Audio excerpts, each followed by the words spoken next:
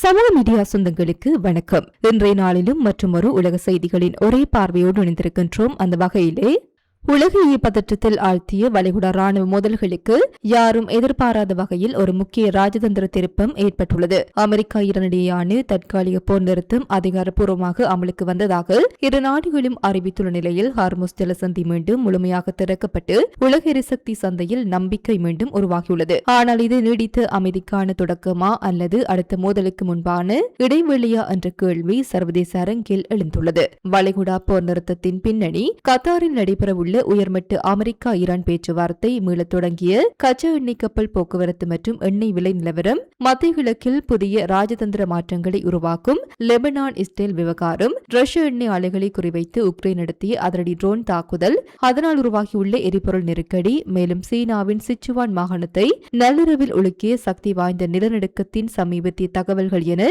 உலக அரசியல், பாதுகாப்பு மற்றும் பொருளாதாரத்தை ஒரே நேரத்தில் பாதித்துள்ள அனைத்து முக்கிய செய்திகளின் முழுமையான விவரங்களையும் இப்போது விரிவாக பார்க்கலாம். வளைகுடா பிராந்தியத்தில் கடந்த சில நாட்களாக நீடித்து வந்த அசுரத்தனமான ராணுவ மோதல்களுக்கு பிறகு உலக நாடுகளை நிம்மதி பெருமூச்சு விட வைக்கும் மாபெரும் ராஜதந்திர திருப்பம் தற்போது நிகழ்ந்துள்ளது. பரஸ்பர தாக்குதலை உடனடியாக நிறுத்தவும் அமைதி பேச்சுவார்த்தைகளை மீண்டும் தொடக்கவும் அமெரிக்காவும் ஈரானும் அதிகாரப்பூர்வமாக ஒப்புக்கொண்டுள்ளன. அமெரிக்க உயர் அதிகாரியொருவர் வெளியிட்டுள்ள தகவலின்படி இந்த அவசர கூட்டு உடன்படிக்கையின் முக்கிய நோக்கங்கள் இதோ: பனாமா கப்பல் மீதான தாக்குதல், அமெரிக்காவின் சென்காம் நடத்திய வான்வழி தாக்குதல்கள் மற்றும் குவைத், பக்ரைன் மீதான ஈரானின் ஏவுகணை தாக்குதல்கள் என இருதரப்பும் நடத்தி வந்த அனைத்து ராணுவ பரிமாற்றங்களும் உடனடியாக நிறுத்தப்படுகின்றன. 14 அம்ச புரிந்துணர்வு ஒப்பந்தத்தின் அடிப்படையிலேயே இரு நாடுகளும் தங்களது அடுத்த கட்ட ராஜதந்திர மற்றும் தொழில்நுட்ப பேச்சுவார்த்தைகளை அதிகாரப்பூர்வமாக தொடரவுள்ளன. உலகளாவிய கச்சா எண்ணெய் விநியோகத்தின் உயிர் நாடியாக விளங்கும் இந்த மூலோபாய முக்கியத்துவம் வாய்ந்த நீர்வழியை எவ்வித தடையுமின்றி முழுமையாக திறந்த நிலையில் வைத்திருப்பதே இந்த அவசர ஒப்பந்தத்தின் முதன்மை இலக்காகும். இந்த 14 அம்ச ஒப்பந்தத்தின் கீழ் ஹார்முஸ் ஜலசந்தியில் ஈரான் உரிமை கோரும் கட்டண பிரச்சினை மற்றும் பாதுகாப்பு ஏற்பாடுகள் குறித்து நாளை செவ்வாய்க்கிழமை கத்தாரில் நடைபெறவுள்ள உயர்மட்ட கூட்டத்தில் இரு நாட்டு அதிகாரிகளும் விரிவாக விவாதிக்க உள்ளனர். வளைகுடாவின் இந்த தற்காலிக போர் நிறுத்தம் சர்வதேச சந்தையில் கச்சா எண்ணெய் விலையை மீண்டும் சீரமைக்கும் என எதிர்பார்க்கப்படுகின்றது. தெற்கு லெபனானில் கிஸ்புல்லாவின் 25 மீட்டர் ஆழமுள்ள அசுர நிலத்தடி சுரங்க வளாகத்தை இஸ்ரேல் ராணுவம் தகர்த்துள்ள நிலையில் மற்றொரு புறம் இரு நாடுகளுக்கும் இடையே அமெரிக்காவின் முன்னெடுப்பில் ஒரு புதிய ராஜதந்திர போர் வெடித்துள்ளது. பல மாதங்களாக திரைமறைவில் நடைபெற்ற பேச்சுவார்த்தைகளுக்கு பிறகு இஸ்ரேலும் லெபனானும் ஒரு வரலாற்று முக்கியத்துவம் வாய்ந்த கட்டமைப்பு ஒப்பந்தத்தில் கையெழுத்திட்டுள்ளன. இந்த ஒப்பந்தம் இரு நாடுகளுக்கும் இடையேயான முடிவற்ற மோதலில் இருந்து வெளியேறுவதற்கான ஒரு யதார்த்தமான பாதையை உருவாக்கும் என ட்ரம்ப் நிர்வாகம் பெருமிதத்துடன் அறிவித்துள்ளது. இந்த ஒப்பந்தம் கையெழுத்தானதை தொடர்ந்து லெபனான் இறுதியாக இஸ்ரேலை ஒரு தனி நாடாக அங்கீகரித்து விட்டது என சர்வதேச அளவில் விமர்சகர்கள் விவாதிக்க தொடங்கியுள்ளனர். 1948 இஸ்ரேல் உருவானதிலிருந்து அதனுடன் அதிகாரப்பூர்வமாக போரில் ஈடுபட்டு வரும் லெபனான் இந்த ஒப்பந்தத்தில் இஸ்ரேலை ஒரு நாடாக வெளிப்படையாக எங்கும் அங்கீகரிக்கவில்லை. ஒப்பந்தம் கையெழுத்தான பிறகும் லெபனான் தலைவர்கள் யாரும் அத்தகைய அறிவிப்பை வெளியிடவில்லை. இருப்பினும் இந்த ஒப்பந்தம் இரு நாடுகளின் எதிர்கால உறவில் ஒரு முக்கிய மைல்கல்லாக பார்க்கப்படுகின்றது.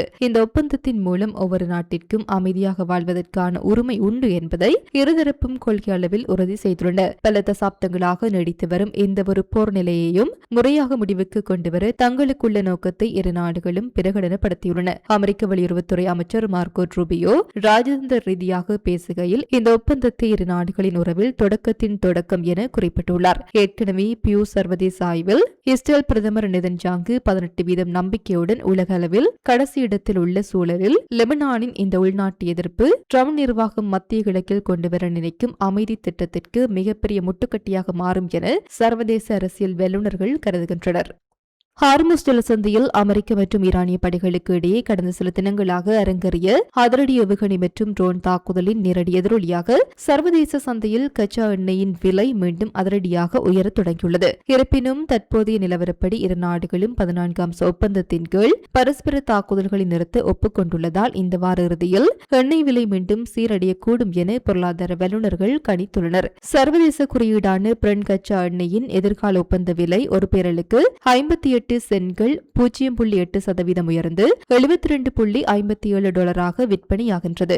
அமெரிக்க சந்தை குறியீடான WTI கச்சா எண்ணெய் விலை ஒரு பெரலுக்கு 88 சென்ட்கள் 1.3% உயர்ந்து $70.13 அதிகரித்துள்ளது. கடந்த ஜூன் 17 அன்று அமெரிக்கா மற்றும் ஈரான் இடையே கையெழுத்தான அமைதி புரிந்துணர்வு ஒப்பந்தத்திற்கு பிறகு ஹார்முஸ் ஜலசந்தி வழியாக கச்சா எண்ணெய் ஏற்றுமதி வரலாறு காணாத வகையில் உச்சத்தை எட்டியிருந்தது. இந்த விநியோக அதிகரிப்பு காரணமாக கடந்த வாரம் பிரெண்ட் கச்சா எண்ணெய் விலை 10.6% வரை அதிரடியாக சரிந்து தொடர்ந்து மூன்றாவது வாரமாக வீழ்ச்சியை சந்தித்திருந்தது. ஆனால் கடந்த 48 மணி நேரத்தில் MT ஹிகு கப்பல் மீதான தாக்குதல் மற்றும் அமெரிக்காவின் கடுமையான வான்வழி பதறடி காரணமாக கப்பல் போக்குவரத்து மீண்டும் தற்காலிகமாக பாதிக்கப்பட்டதே இன்றைய திடீர் விலை உயர்வுக்கு முக்கிய காரணமாகும்.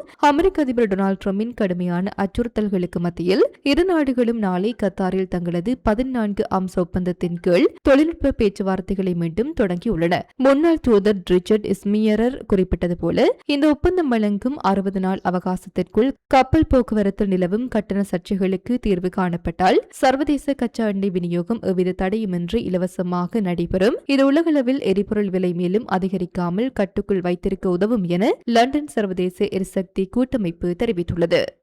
ரஷ்யா உக்ரைன் போர் 5வது ஆண்டாக நீடித்து வரும் சூழலில் இரு நாடுகளும் பரஸ்பரம் தங்களின் வான்வழி தாக்குதல்களை வரலாறு காணாத அளவிற்கு தீவிரப்படுத்தியுள்ளன. ஞாயிற்றுக்கிழமை அதிகாலையில் உக்ரைன் ஏவிய நீண்ட தூர தற்கொலைப்படை ஆளில்லா விமானங்கள் ரஷ்யாவின் தெற்கு பகுதியான கிராஸ்னோடார் மாகாணத்தில் உள்ள இஸ்லாவியன்ஸ்க் எண்ணெய் சுத்திகரிப்பு ஆலையை தாக்கியதில் அங்கு பிரமாண்ட வெடிப்புடன் பெரும் தீ விபத்து ஏற்பட்டுள்ளது. ஆண்டுக்கு சுமார் 4 மில்லியன் டன் கச்சா எண்ணெயை சுத்திகரிக்கும் இந்த ஆலை கருங்கடல் துறைமுகங்கள் வழியே ரஷ்யா மேற்கொள்ளும் எரிபொருள் ஏற்றுமதி மிக முக்கிய பங்கு வகிக்கின்றது. வான் பாதுகாப்பு அமைப்புகளால் சுட்டு வீழ்த்தப்பட்ட உக்ரைனிய ட்ரோன்களின் எரியும் இடிபாடுகள் ஆலையின் முக்கிய பிரிவுகள் மீது விழுந்ததால் இந்த விபத்து நேரிட்டுள்ளது. இந்த அசுர வெடிப்பில் சிக்கி ஒருவர் பலியாகியுள்ளார், மற்றொருவர் படுகாயம் அடைந்துள்ளார் என கிராஸ்னோடார் கவர்னர் வெனியமின் கொன்ட்ரடிவ் உறுதிப்படுத்தியுள்ளார். இத்தாக்குதல்களின் எதிரொலியாக ரஷ்யாவில் கடுமையான எரிபொருள் பற்றாக்குறை நிலவுவதையும் பெட்ரோல் நிலையங்களில் நீண்ட வரிசைகள் காணப்படுவதையும் அதிபர் விளாடிமிர் புதின் முதல் முறையாக பகிரங்கமாக ஒப்புக்கொண்டுள்ளார். ரஷ்யா ஆலை மீதான தாக்குதலுக்கு பதிலடியாக மாஸ்கோ படை உக்ரைனின் தலைநகரான கீவ் மீது 100க்கும் மேற்பட்ட ரோன்கள் மற்றும் அசுர வேக பாலிஸ்டிக் ஏவுகணைகளை ஏவி நிலைகுலைய செய்துள்ளது. கீவ் நகரை நோக்கி ரஷ்ய ஏவுகணைகள் பாய்ந்து வந்ததை தொடர்ந்து நகரம் முழுவதும் அவசர வான்வழி தாக்குதல் எச்சரிக்கை ஒலிகள் அதிரடியாக ஒலிக்க தொடங்கின. இதனால் மக்கள் பாதுகாப்பிற்காக நிலத்தடி பங்கர்களுக்குள் பதற்றத்துடன் தஞ்சமடைந்தனர். நகரத்திற்கு நுழைய முயன்ற ரஷ்ய எறிகணைகளை கீவ் நகரின் வான் பாதுகாப்பு அமைப்புகள் நடுவானிலையை இடைமறித்து தாக்கின. இதனால் ஒட்டுமொத்த உக்ரைன் தலைநகரம் பெரும் வெடிப்பு சத்தங்களால் அதிர்ந்தது.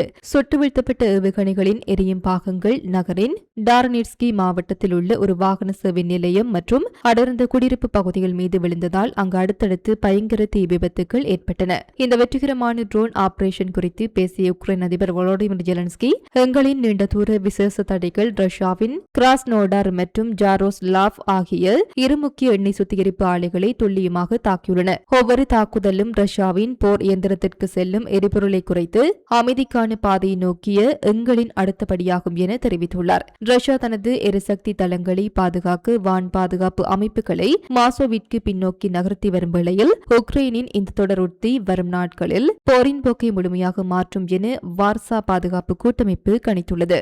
ஆசிய பிராந்தியத்தின் வல்லரசான சீனாவிலும் சக்தி வாய்ந்த நிலநடுக்கம் பதிவாகியுள்ளது. ஒட்டுமொத்த உலகையும் அதிர்ச்சியில் ஆழ்த்தியுள்ளது. தென்மேற்கு சீனாவின் சிச்சுவான் மாகாணத்தில் நள்ளிரவுக்கு பிறகு இந்த திடீர் நிலநடுக்கம் ஏற்பட்டுள்ளது. நள்ளிரவில் மக்கள் ஆழ்ந்த உறக்கத்தில் இருந்தபோது இந்த நில அதிர்வு ஏற்பட்டதால் அங்கு பெரும் பீதியும் குழப்பமும் நிலவியது. நிலநடுக்க கண்காணிப்பு மையங்களின் தரவுகளின்படி இந்த நிலநடுக்கம் ரிக்டர் அளவுகோலில் 5.5 பதிவாகியுள்ளது. கட்டட இடிபாடுகளில் சிக்கி முதல்கட்டமாக சுமார் 13 குடியிருப்பாளர்கள் படுகாயம் அடைந்துள்ளனர் என மருத்துவமனை வட்டாரங்கள் உறுதிப்படுத்தியுள்ளன. மேலும் பலத்த சேதமடைந்த கட்டடங்களில் வசித்து வந்த சுமார் 200க்கும் மேற்பட்ட பொதுமக்கள் மீட்பு படையினரால் நள்ளிரவோடு நள்ளிரவாக பாதுகாப்பான முகாம்களுக்கு வெளியேற்றப்பட்டுள்ளனர். நிலநடுக்கம் ஏற்பட்ட உடனே சிச்சுவான் மாகாண அதிகாரிகள் அப்பகுதியில் அவசரகால நிலையை அறிவித்து பேரிடர் மீட்பு குழுக்களை களமிறக்கியுள்ளனர். இது போன்ற பல செய்திகளை தெரிந்து கொள்ள நம்முடைய சமூக மீடியா யூடியூப் சேனலை சப்ஸ்கிரைப் செய்து அருகிலுள்ள பெல் பட்டனை கிளிக் செய்யுங்கள். மேலும் செய்திகளை உடனுக்குடன் தெரிந்து கொள்ள சமூகமீடியா.com என்ற இணையதளத்தின் வாயிலாக எங்களுடன் இணைந்திருங்கள்.